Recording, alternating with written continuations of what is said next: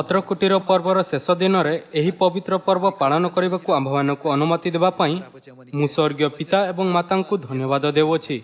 मोर आशा अछि कि आपण पवित्र आत्मा एवं पर्वर प्रचुर आशीर्वाद पाइबे। आज पत्रकुटीर पर्वर शेष दिन में आसतु आम्भे उपदेश शीर्षक परमेश्वर पवित्र आत्मा आशीर्वाद सहित परमेश्वर वाक्य भाग करवा। प्रथमे आसतु आम्भे लेव्य पुस्तक अध्याय 23 पद 33 उपर एक नजर पकाइबा। अनंतर सदाप्रभु मूसा को कहिले, तुम्भे इस्राएल संतानगण को कह एही सप्तम मासर 15 दिन ठारू 7 दिन पर्यंत सदाप्रभु को उद्देश्य पत्रकुटीर पर्व हेबो। प्रथम दिन रे पवित्र सभा हेबो। तुम्भे माने कोनोसी व्यवसाय कर्म करिवो नाही। 7 दिन जाए तुम्भे माने सदाप्रभु को उद्देश्य अग्निकृत उपहार उत्सर्ग करिवो। अष्टम दिन रे आज हेउची सेही अष्टम दिन तुम्भमानंकर पवित्र सभा हेबो। पुणी तुम्भे माने सदाप्रभु को उद्देश्य अग्निकृत उपहार उत्सर्ग करिवो, ताहा महासभा अटे। तुम्भे माने कोनोसी व्यवसाय कर्म करिवो नाही।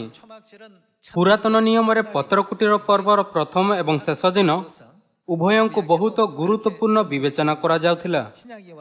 आसंतु आम्भे पत्रकुटीर पर्वर शेष दिन विषय रे भविष्यवाणी जहाँ प्रतिरूप एवं नूतन नियम रे संपूर्ण होइथिबा एहार वास्तवता देखिबा।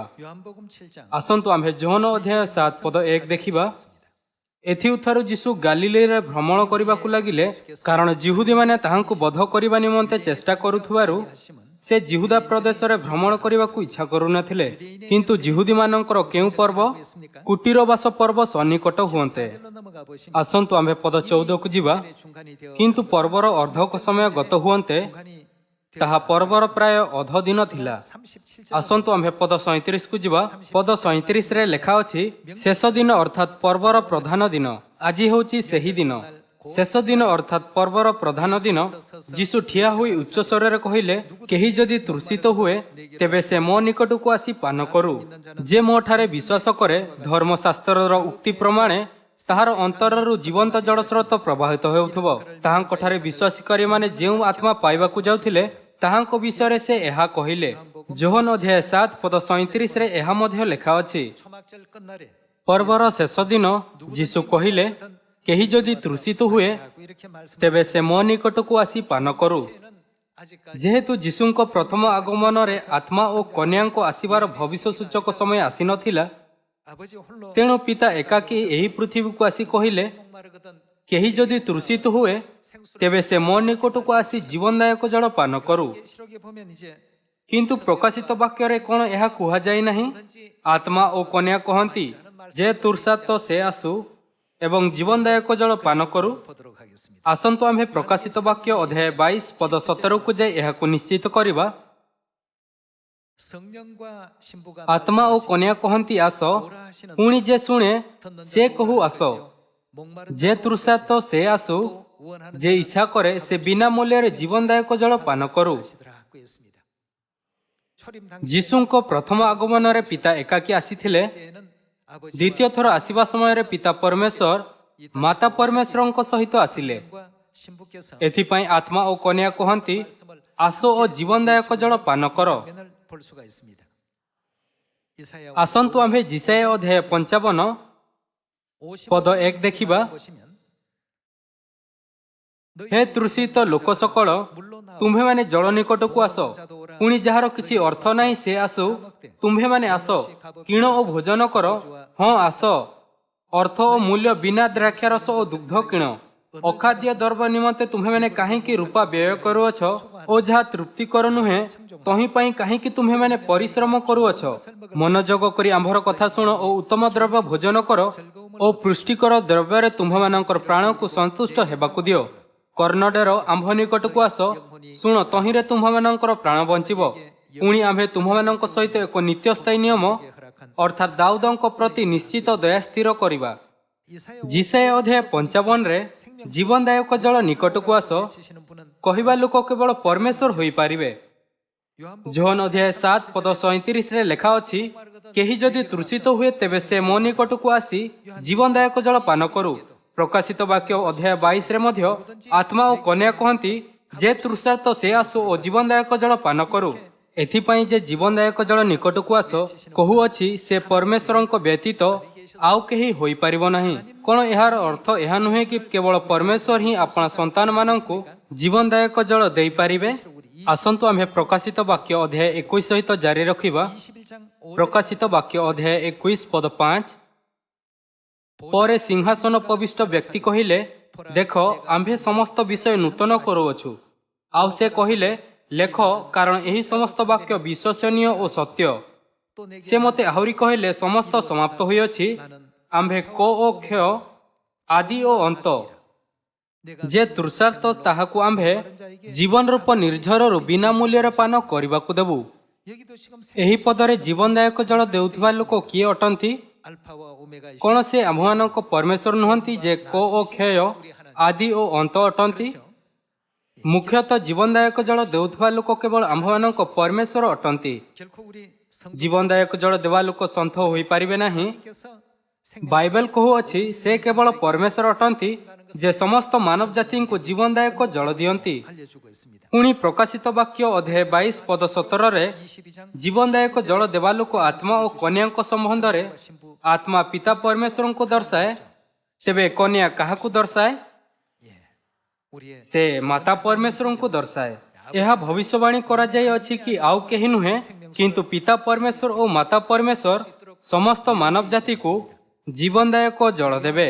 आसंतु आम्भे जोहन अध्याय 4 रे आउ थरे एहाकु निश्चित करिबा। आसंतु आम्भे जोहन अध्याय 4 पद 5 देखिबा।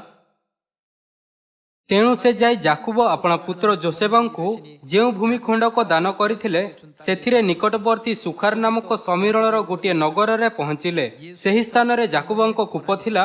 अतएव जीशु पथश्रांत होइथबारु सेही कूप निकटरे बसी पड़िले। सेतेबेले मध्याह्न होइथिला।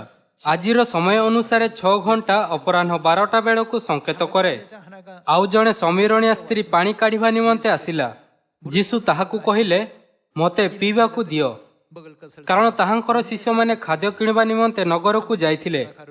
सेथिरे समीरण स्त्री ताहांकु कहिला, आपण जणे जिहुद होई किपरि समीरण स्त्री जे मो हातरु पीबाकु मागु अछंती, कारण समीरण स्त्री मानक सहित जिहुदी मानकर व्यवहार नाही। जीशु ताहांकु उत्तर देले, ईश्वरंक दान ओ मते पीबाकु दियो बोली जे तुमहु कहउछंती से किए? यह जेबे जानी थांतो ताहेले तुम्हे ताहांकु मागी थांतो, आउ से तुम्हकु जीवनदायक जल देई थांते। एठारे पद 10 रे आम्भे एक अत्यंत गुरुत्वपूर्ण संदेश देखि परिबा। ईश्वरंक दान ओ मते पीबाकु दियो बोली जे तुम्हकु कहउछंती से किए? यह जेबे जानी थांतो ताहेले तुम्हे ताहांकु मागी थांतो। जदि से जानी थांता कि जीशु कियो अटंती, तेबे से कोन करि थांता? ताहेले तुम्हे ताहांकु मागी थांतो, आउ से तुम्हकु जीवंत जल देई थांते। पुणी कोन एहार अर्थ एहा नुहे कि केही मध्य नुहे, किंतु परमेश्वर ही जे आम्भमानकु जीवनदायक जल देई पारिबे। एहा माध्यम रे आम्भे अनुभव करि पारिबा कि केवल परमेश्वर ही आम्भमानकु जीवनदायक जल देई पारिबे। किंतु प्रकाशित वाक्य अध्याय 22 पद 17 रे आम्भे देखि पारिबा कि आत्मा और कन्या जीवनदायक जल देउछंती। एथिपाई कोन आत्मा और कन्या आम्भमानक परमेश्वर नुहंती? सेमाने वास्तव रे आम्भमानक अनंत परमेश्वर अर्थात पिता परमेश्वर और माता परमेश्वर अटंती। वर्तमान पत्रकुटीर पर्व और जीवनदायक जल मध्य संबंध पाई आसंतु आम्भे जिखरिया अध्याय 14 पद 16 देखिबा। आउ जेउ गोष्ठी सब जेरुसालेम विरोध रे आसिले सेमानंक मध्यरु जेउ माने अवशिष्ट रहिबे से प्रत्येक सैन्याधिपति सदाप्रभु राजांक निकटरे प्रणाम करिबा पई और पत्रकुटीर पर्व पालन करिबा पई वर्षकु वर्ष आसिबे। पुणी पृथ्वीस्थ सब गोष्ठी मध्यरु जेउ माने सैन्याधिपति सदाप्रभु राजांक निकटरे प्रणाम करिबा पई जेरुसालेम को आसिबे नाही, सेमानक उपरे किछि कोन हबो नाही। जलवृष्टि काहाकु संकेत करूअछि? भविष्य सूचक रूपरे एहा पवित्र आत्मा को संकेत करूअछि। सेमानक उपरे जल वृष्टि हेबो नाही। आ मिसरर गोष्ठी जेबे न आसे तेबे सेमानक उपरे ही ताहा हेबो नाही। जेउ गोष्ठी गळ पत्रकुटीर पर्व पालन करिबा पई आसीबे नाही, सेमानक सदाप्रभु जो द्वारा आघात करिवे सेही मारी सेठारे घटिबो। एहा मिसरर दंड हेबो। और जेउ सब गोष्ठी पत्रकुटीर पर्व पालन करिबाकु आसीबे नाही, सेमानक प्रति एही दंड हेबो। ताहा कोन जहा आम्भे पत्रकुटीर पर्व रे पाई परिबा? जीवनदायक जल एवं पवित्र आत्मा प्राप्त करिवार तथ्य द्वारा गभीर भाव में संयुक्त होइतबा पर्व हेउछि पत्रकुटीर पर्व। कोन परमेश्वर इस्राएल मानकु मंदिर निर्माणर उत्सव पालन करिबा पई ही पत्रकुटीर पर्व प्रदान करि नथिले? ଏଥିପାଇଁ ତମ୍ବୁ ଓ ପତ୍ରକୁଟିର ପର୍ବ ଘନିଷ୍ଠତାରେ ସମ୍ବନ୍ଧିତ ଅଛି। ଆସନ୍ତୁ ଆମ୍ଭେ ଜିହିଜିକଲ୍ ଅଧ୍ୟାୟ 47ରେ ଏହା ପୁଷ୍ଟି କରିବା କି ତମ୍ବୁ, ଜୀବନଦାୟକ ଜଳ ଓ ପତ୍ରକୁଟିର ପର୍ବ ଘନିଷ୍ଠତାରେ ସମ୍ବନ୍ଧିତ। ଆସନ୍ତୁ ଆମ୍ଭେ ଜିହିଜିକଲ୍ ଅଧ୍ୟାୟ 47 ପଦ 1 ଦେଖିବା। ଅନନ୍ତର ସେ ମୋତେ ଫେରାଇ ଗୃହର ଦ୍ୱାର ନିକଟକୁ ଆଣିଲେ। ଆଉ ଦେଖ, ଗୃହ ପ୍ରବେଶ ସ୍ଥାନରେ ତଳରୁ ଜଳ ନିର୍ଗତ ହୋଇ ପୂର୍ବ ଦିଗରେ ବହିଲା, କାରଣ ଗୃହର ଅଗ୍ରଭାଗ ପୂର୍ବାଭିମୁଖ ଥିଲା। ଆଉ ସେହି ଜଳ ତଳରୁ ଗୃହର ଦକ୍ଷିଣ ପାର୍ଶ୍ୱ ଦେଇ ଯଜ୍ଞବେଦୀର ଦକ୍ଷିଣ ଦିଗରେ ବହିଲା। ଏଠାରେ ଲେଖା ଅଛି ଜଳ ଗୃହରୁ ନିର୍ଗତ ହେଉଥିଲା। ଏହି ଜଳ କ'ଣ? ଏହାକୁ ବୁଝିବା ପାଇଁ କେବଳ ଏହି ଭାଗକୁ ପଢ଼ିବା ଯଥେଷ୍ଟ ନୁହେଁ, କିନ୍ତୁ ଯଦି ଆମ୍ଭେ ନିମ୍ନଲିଖିତ ପଦକୁ ପଢ଼ିବା ତେବେ ବୁଝିପାରିବା କି ଜୀବନଦାୟକ ଜଳ ଗୃହରୁ ନିର୍ଗତ ହେଉଅଛି। ଆସନ୍ତୁ ଆମ୍ଭେ ପଦ 2 ସହିତ ଜାରି ରଖିବା। ତେବେ ସେ ମୋତେ ଉତ୍ତର ଦ୍ୱାରର ପଥ ଦେଇ ବାହାର କରାଇ ଆଣିଲେ, ଆଉ ବାହାର ପଥ ଦେଇ ବୁଲାଇ ପୂର୍ବାଭିମୁଖ ଦ୍ୱାରର ପଥ ଦେଇ ବାହାର ଦ୍ୱାରକୁ ନେଇଗଲେ। ଆଉ ଦେଖ, ସେ ସ୍ଥାନରେ ଦକ୍ଷିଣ ପାର୍ଶ୍ୱରେ ଜଳ ବହୁଥିଲା। ସେହି ବ୍ୟକ୍ତି ଯେତେବେଳେ ପରିମାପକ ରୁଜୁ ଆପଣା ହସ୍ତରେ ଧରି ପୂର୍ବ ଆଡ଼େ ବାହାରିଲେ, ସେତେବେଳେ ସେ 1000 ହାତ ମାପିଲେ। ପୁଣି ମୋତେ ଜଳ ମଧ୍ୟ ଦେଇ ଗମନ କରାଇଲେ। ଜଳ ବଳାଗଣ୍ଠି ସରିକି ହେଲା। ପୁନର୍ବାର ସେ 1000 ହାତ ମାପିଲେ ଓ ମୋତେ ଜଳ ମଧ୍ୟ ଦେଇ ଗମନ କରାଇଲେ। ଜଳ ଆଣ୍ଠୁ ସରିକି ହେଲା। ପୁନର୍ବାର ସେ 1000 ହାତ ମାପିଲେ। ଜଳ ମଧ୍ୟ ଦେଇ ମୋତେ ଗମନ କରାଇଲେ। ଜଳ କଟି ସରିକି ହେଲା। ତହିଁ ଉତ୍ତାରେ ସେ 1000 ହାତ ମାପିଲେ। ସେତେବେଳେ ତାହା ଗୋଟିଏ ନଦୀ ହେଲା। ମୁଁ ତହିଁ ମଧ୍ୟ ଦେଇ ଗମନ କରିପାରିଲି ନାହିଁ, କାରଣ ଜଳ ବଢ଼ି ଉଠିଥିଲା। ତାହା ପହଁରିବା ଭଳି ଜଳ ପାର ହେବାକୁ ଅଗମ୍ୟ ନଦୀ ହୋଇଥିଲା। ପୁଣି ସେ ମୋତେ କହିଲେ, ହେ ମନୁଷ୍ୟ ସନ୍ତାନ, ତୁମ୍ଭେ କି ଏହା ଦେଖିଲ? ତହିଁରେ ସେ ମୋତେ ଫେରାଇ ନଦୀ ତୀରକୁ ଆଣିଲେ। ମୁଁ ଫେରି ଆସିଲା ବେଳେ ଦେଖ, ନଦୀ ତୀରର ଏ ପାଖରେ ଓ ସେ ପାଖରେ ଅନେକ ବୃକ୍ଷ ଥିଲା।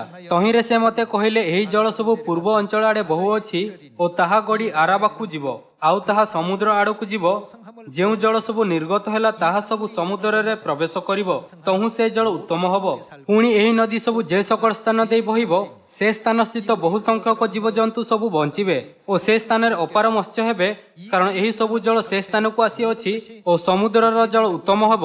ଆଉ ଯେକୌଣସି ସ୍ଥାନ ଦେଇ ଏହି ନଦୀ ବହେ, ସେ ସ୍ଥାନରେ ସକଳେ ହିଁ କ'ଣ ସଞ୍ଜୀବିତ ହେବେ। ତେବେ ଏହି ଜଳ କ'ଣ? ଯେହେତୁ ଯେକୌଣସି ସ୍ଥାନକୁ ଏହି ନଦୀ ବହେ, ସେ ସ୍ଥାନରେ ସମସ୍ତ ଜୀବଜନ୍ତୁ ବଞ୍ଚିବେ, ତେବେ କ'ଣ ଏହା ଜୀବନଦାୟକ ଜଳ ନୁହେଁ? ଆପଣଙ୍କୁ କ'ଣ ଲାଗୁଅଛି କି ଏହି ନଦୀର ନାମ କ'ଣ ହେବା ଉଚିତ? ଏହା ଜୀବନଦାୟକ ଜଳର ନଦୀ। ଯେକୌଣସି ସ୍ଥାନ ଦେଇ ଏହି ନଦୀ ବହେ, ସେ ସ୍ଥାନରେ ସକଳ ହିଁ ସଞ୍ଜୀବିତ ହେବେ। ଆସନ୍ତୁ ଆମ୍ଭେ ପଦ 10 ଦେଖିବା। ଆଉ ତହିଁ ନିକଟରେ ମତ୍ସ୍ୟଧାରୀମାନେ ଠିଆ ହେବେ। ଔନ ଗଦିଠାରୁ ଔନ ଇଗ୍ଲୋଇମ୍ ପର୍ଯ୍ୟନ୍ତ ଜାଲ ପ୍ରସାରିବାର ସ୍ଥାନ ହେବ ଓ ମତ୍ସ୍ୟ ସବୁ ଶୋ ଜାତି ଅନୁସାରେ ମହାସମୁଦ୍ରର ମତ୍ସ୍ୟ ନ୍ୟାୟ ସଂଖ୍ୟାରେ ଅତିଶୟ ହେବେ। ମାତ୍ର ତହିଁର ପଙ୍କ ସ୍ଥାନ ଓ ଝିଲ୍ ଭୂମି ସକଳ ଉତ୍ତମ ହେବ ନାହିଁ, ସେ ସବୁ ଲବଣ ପାଇଁ ସମର୍ପିତ ହେବ। ଆଉ ନଦୀ ନିକଟରେ ତହିଁର ତୀର ଉପରେ ଏ ପାଖରେ ଓ ସେ ପାଖରେ ସର୍ବପ୍ରକାର ଭୋଜନାର୍ଥ ଫଳ ବୃକ୍ଷ ହେବ। ତହିଁର ପତ୍ର ମିଳନ ହେବ ନାହିଁ, କି ଅବା ତହିଁର ଫଳର ଅଭାବ ହେବ ନାହିଁ। ସେହି ଜଳ ସବୁ କେଉଁଠାରୁ? ପବିତ୍ର ସ୍ଥାନରୁ ନିର୍ଗତ ହେବା ହେତୁରୁ ବୃକ୍ଷ ପ୍ରତି ମାସ ନୂତନ ଫଳ ଫଳିବ ଓ ତହିଁର ଫଳ ଆହାରାର୍ଥେ ଓ ତହିଁର ପତ୍ର ଆରୋଗ୍ୟାର୍ଥେ ହେବ। ଜୀବନଦାୟକ ଜଳ ସମସ୍ତ ମାନବ ଜାତିକୁ ରକ୍ଷା କରେ। ଏହା କେଉଁଠାରୁ ନିର୍ଗତ ହେଉଅଛି? ଏହା ପବିତ୍ର ସ୍ଥାନରୁ ନିର୍ଗତ ହେଉଅଛି। ଯେଉଁ କୌଣସି ସ୍ଥାନ ଦେଇ ଏହି ଜୀବନଦାୟକ ଜଳ ବହେ, ସେ ସ୍ଥାନରେ ମରୁଥିବା ଲୋକେ ଜୀବିତ ହେବାକୁ ଲାଗନ୍ତି। ଜିହିଜିକଲ୍ ଅଧ୍ୟାୟ 47ରେ ଲେଖା ଅଛି କି ଏହି ଜଳ ପବିତ୍ର ସ୍ଥାନରୁ ନିର୍ଗତ ହେଉଅଛି। ଏହି ପଦରୁ ପରମେଶ୍ୱର ଆମ୍ଭମାନଙ୍କୁ ଏକ ଅତ୍ୟନ୍ତ ଗୁରୁତ୍ୱପୂର୍ଣ୍ଣ ସୂଚନା ଦେଉଛନ୍ତି। ଆସନ୍ତୁ ଆମ୍ଭେ ଜିଖରୀୟ ଅଧ୍ୟାୟ 14 ଖୋଲିବା। ଜିଖରୀୟ ଅଧ୍ୟାୟ 14 ପଦ 7। ମାତ୍ର ତାହା ଗୋଟିଏ ଦିନ ହେବ, ତହିଁର ସତ ସଦାପ୍ରଭୁଙ୍କ ଜଣା। ତାହା ଦିନ ନୁହେଁ ଓ ରାତ୍ରି ନୁହେଁ, ମାତ୍ର ସନ୍ଧ୍ୟା କାଳରେ ଦୀପ୍ତି ହେବ। ପୁଣି ସେଦିନ କେଉଁଠାରୁ ଅମୃତ ଜଳ ନିର୍ଗତ ହେବ? ଜିରୁସାଲମରୁ। ଜିହିଜିକଲ୍ ଅଧ୍ୟାୟ 47 କ'ଣ କହୁଅଛି କି ଜଳ କେଉଁଠାରୁ ନିର୍ଗତ ହେବ?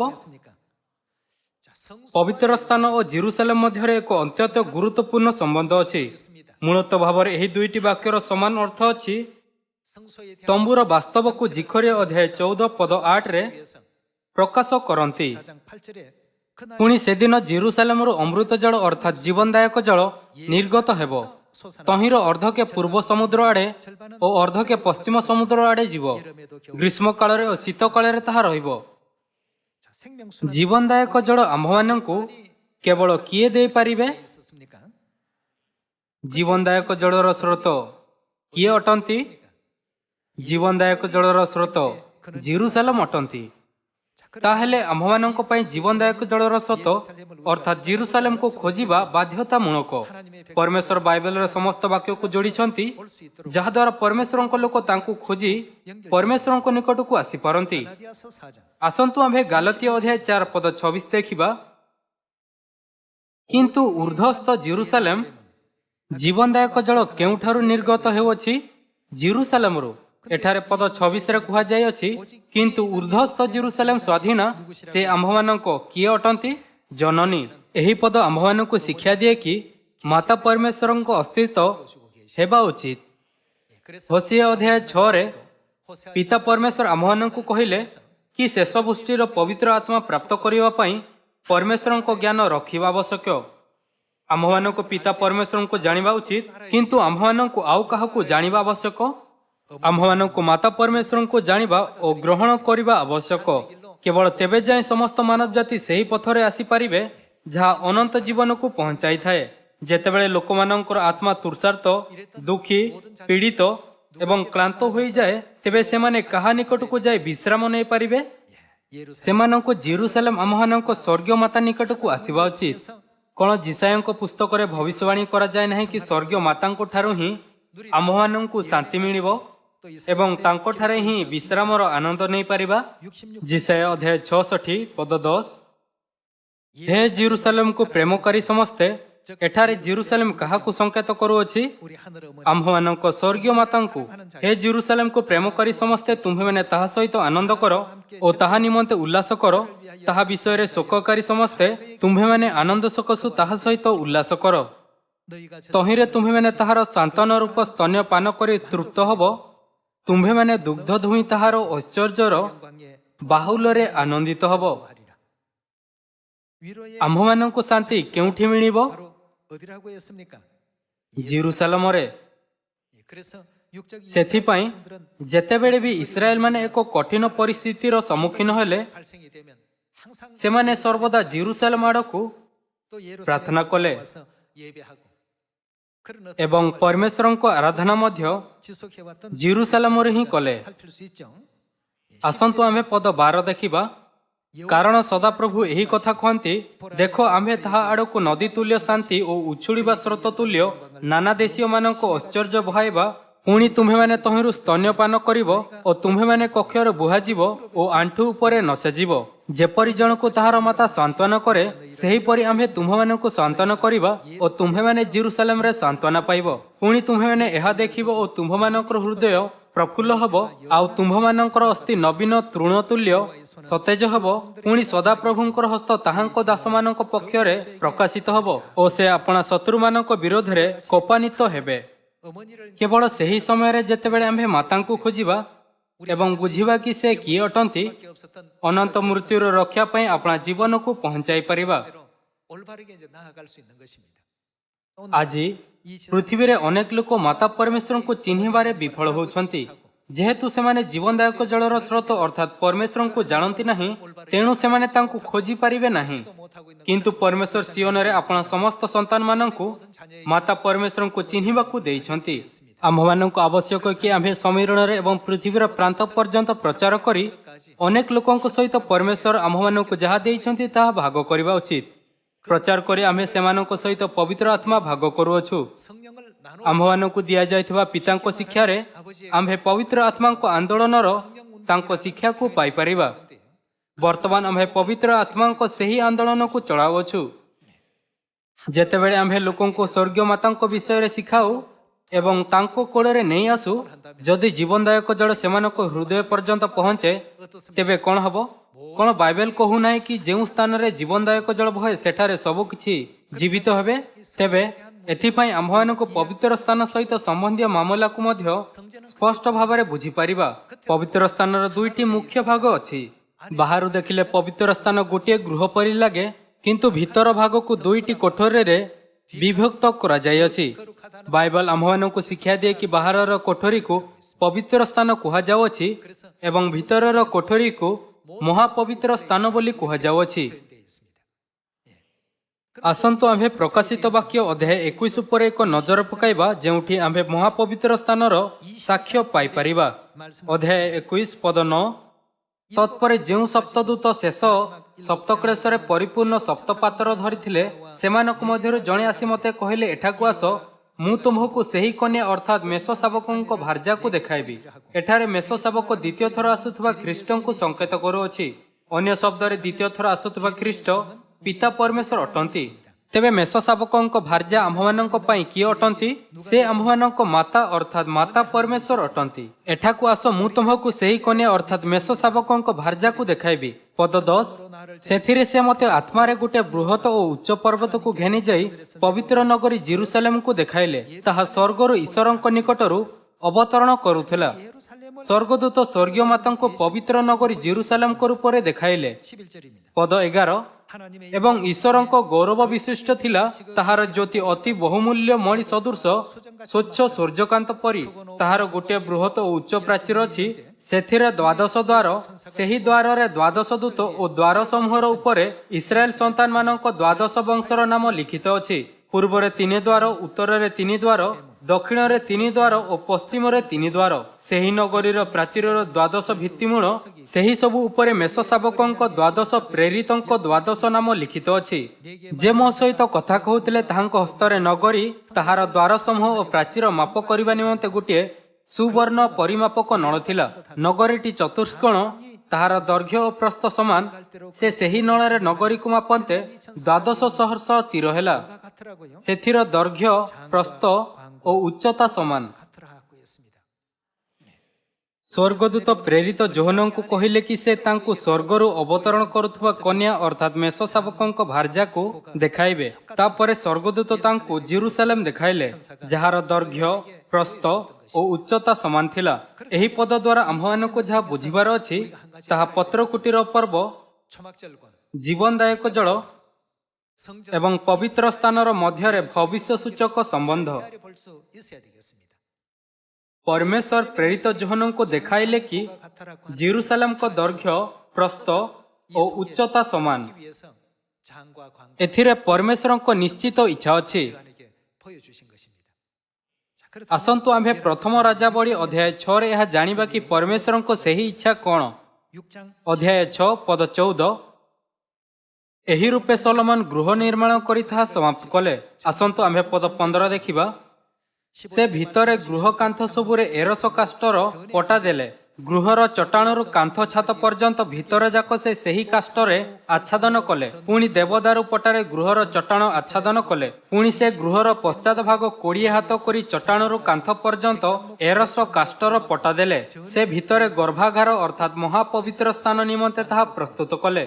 ତହିଁରେ ଗୃହ, ଏହା ବାହ୍ୟ ପାର୍ଶ୍ୱ ଗୃହ କୁହାଯାଉଥିଲା, କାରଣ ଏହା ପ୍ରବେଶ ଦ୍ୱାର ନିକଟ ଥିଲା, ଏବଂ ମହାପବିତ୍ର ସ୍ଥାନର ଭିତର ସ୍ଥିତ କୋଠରୀକୁ ଭିତର ଗୃହ କୁହାଯାଉଥିଲା। ତହିଁରେ ଗୃହ ଅର୍ଥାତ୍ ଗର୍ଭାଗାରର ସମ୍ମୁଖସ୍ଥ ମନ୍ଦିର 40 ହାତ ଦୀର୍ଘ ହେଲା। ପୁଣି ଗୃହ ଭିତରେ ଏରସ କାଷ୍ଠରେ କଳିକା ଓ ପ୍ରଫୁଟିତ ପୁଷ୍ପ ଖୋଳିଲେ ସବୁ ଏରସ କାଷ୍ଠର ଥିଲା। କିଛି ମାତ୍ର ପ୍ରସ୍ତର ଦୃଶ୍ୟ ନହିଲା। ପୁଣି ସଦାପ୍ରଭୁଙ୍କ ନିୟମ ସିନ୍ଦୁକ ସ୍ଥାପନାର୍ଥେ ଅନସ୍ତ ଗୃହ ମଧ୍ୟରେ ସେ ଗର୍ଭାଗାର ପ୍ରସ୍ତୁତ କଲେ। ଆଉ ସେହି ଗର୍ଭାଗାର ଭିତରର ପବିତ୍ର ସ୍ଥାନକୁ କ'ଣ କୁହାଯାଉଥିଲା? ମହାପବିତ୍ର ସ୍ଥାନ। 20 ହାତ ଦୀର୍ଘ ଓ 20 ହାତ ପ୍ରସ୍ଥ ଓ 20 ହାତ ଉଚ୍ଚ ଥିଲା। ମହାପବିତ୍ର ସ୍ଥାନ ଏପରି ନିର୍ମାଣ କରାଯାଇଥିଲା କି ତାହାର ଦୈର୍ଘ୍ୟ, ପ୍ରସ୍ଥ ଓ ଉଚ୍ଚତା ସମାନ ଥିଲା। ପରମେଶ୍ୱର ମୂଷାଙ୍କୁ ଯାହା ଦେଖାଇଲେ, ସେହି ନମୁନା ଅନୁସାରେ ହିଁ ତମ୍ବୁ ନିର୍ମାଣ କରିବାର ଆଜ୍ଞା ଦେଲେ। ମହାପବିତ୍ର ସ୍ଥାନ ବ୍ୟତୀତ ଏପରି କୌଣସି ସ୍ଥାନ ନାହିଁ ଯାହାର ଦୈର୍ଘ୍ୟ, ପ୍ରସ୍ଥ ଓ ଉଚ୍ଚତା ସମାନ। ତେବେ ପ୍ରକାଶିତ ବାକ୍ୟ ଅଧ୍ୟାୟ 21ରେ ପ୍ରେରିତ ଯୋହନଙ୍କ ଦର୍ଶନ ଅନୁଯାୟୀ ମହାପବିତ୍ର ସ୍ଥାନ କାହାକୁ ସଂକେତ କରୁଅଛି? ସେ ଜେରୁସାଲେମଙ୍କୁ ସଂକେତ କରୁଅଛି। ଗାଲାତିଆ ଅଧ୍ୟାୟ 4ରେ ଉର୍ଦ୍ଧ୍ୱସ୍ଥ ଜେରୁସାଲେମକୁ କ'ଣ କହିଥାଏ? ସେ ଆମ୍ଭମାନଙ୍କ ମାତା ଅଟନ୍ତି। ପବିତ୍ର ସ୍ଥାନରେ ମହାପବିତ୍ର ସ୍ଥାନ ସବୁଠାରୁ ପବିତ୍ର ସ୍ଥାନ। ପିତା, ମୁଁ ମାତାଙ୍କୁ ଅନୁସରଣ କରେ। କାହିଁକି କହିଲେ? କ'ଣ ଆମ୍ଭମାନଙ୍କୁ ଏହା ବିଷୟରେ ଚିନ୍ତା କରିବା ଆବଶ୍ୟକ ନୁହେଁ? ଇଲିସାୟ ଏଲିୟଙ୍କୁ ଅନୁସରଣ କଲେ, ଜିହୁଷୟ ମୂଷାଙ୍କୁ ଅନୁସରଣ କଲେ, ପିତର ଯୀଶୁଙ୍କୁ ଅନୁସରଣ କଲେ, ଆଉ ମୁଁ ମାତାଙ୍କୁ ଅନୁସରଣ କରେ। ଆଜି ଆସନ୍ତୁ ଆମ୍ଭେ ଆଉ ଥରେ ଚିନ୍ତା କରିବା କି କାହିଁକି ପିତା ଏପରି କହିଲେ। ଆମ୍ଭମାନଙ୍କୁ ମଧ୍ୟ ଆମ୍ଭେ ମାତାଙ୍କୁ ଅନୁସରଣ କରୁ କହିବାରେ ସକ୍ଷମ ହେବା ଉଚିତ। ଆସନ୍ତୁ ଆମ୍ଭେ ଏହିଭଳି ବିଶ୍ୱାସ ଦ୍ୱାରା ମାତାଙ୍କୁ ଶେଷ ପର୍ଯ୍ୟନ୍ତ ଅନୁସରଣ କରିବା ଏବଂ ବିଶ୍ୱ ସୁସମାଚାରକୁ ସମାପ୍ତ କରିବା, ଯାହାଦ୍ୱାରା ଆମ୍ଭେ ସମସ୍ତେ ସ୍ୱର୍ଗର ଅନନ୍ତ ରାଜ୍ୟରେ ପ୍ରବେଶ କରିପାରିବା। ଜିହିଜିକଲଙ୍କ ଅନୁସାରେ ଯେଉଁଠାରେ ମାତାଙ୍କ ପ୍ରଚାର କରାଯାଏ ସେଠାରେ କ'ଣ ହେବ? ସମସ୍ତ ପ୍ରାଣୀ ବଞ୍ଚିବେ। ଆଜି ପତ୍ରକୁଟିର ଏହି ପର୍ବରେ କ'ଣ ଆମ୍ଭମାନଙ୍କୁ ଏହି କଥାକୁ ବୁଝିବା କି ଜୀବନଦାୟକ ଜଳର ସ୍ରୋତ କିଏ ଅଟନ୍ତି ଗୁରୁତ୍ୱପୂର୍ଣ୍ଣ ନୁହେଁ? ଜିହିଜିକଲ ଅଧ୍ୟାୟ 47 କହୁଅଛି କି ଜୀବନଦାୟକ ଜଳ ପବିତ୍ର ସ୍ଥାନରୁ ନିର୍ଗତ ହେଉଅଛି।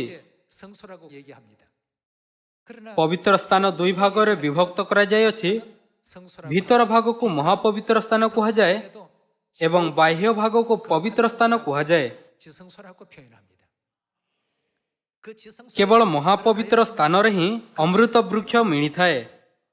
ସେଠାରେ କିରୁବଗଣ ଓ ନିୟମର ସିନ୍ଦୁକ ମଧ୍ୟ ଅଛି।